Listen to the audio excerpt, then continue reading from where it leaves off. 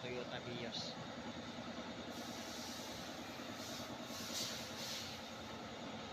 Ayan, gulong naman yan.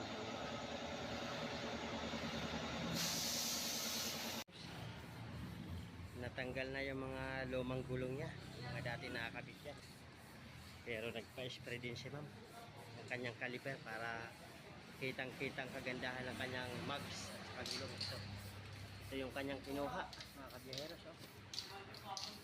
19550 R16 Apollo. Yan, Apollo tires. Kaso kanyang ano naman, BLF size 16 yan. Ito yung dating gulong ni ma'am sa kanyang Vios, Toyota Vios. Ito, patapos na rin to para sa Hilux. Kinuha naman ito, ano lang, Monster. Gulong na Monster, ayan. Ito, 570-17. Monster. Para sa Toyota Hilux.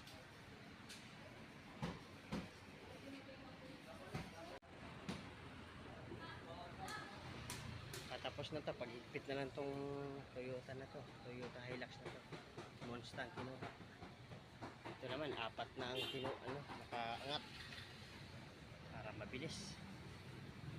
Para sa mags at sa gulong na kinuha dito ni ma'am, mags and tires kung tawagin.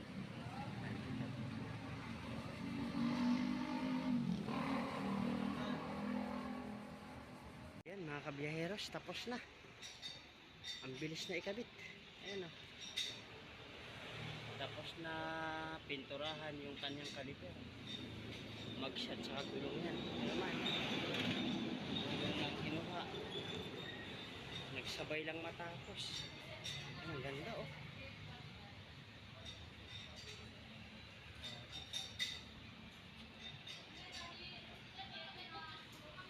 Ang ganda. Tingnan nga natin dito. Ayun sila ma'am.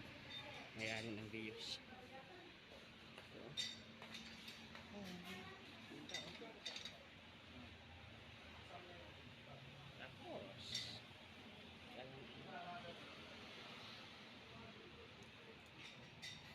lagyan mo ng background.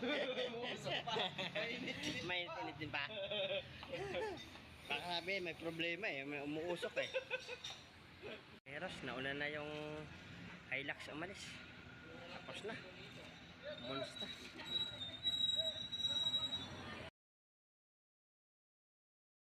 Monster. Hilux. Salamat.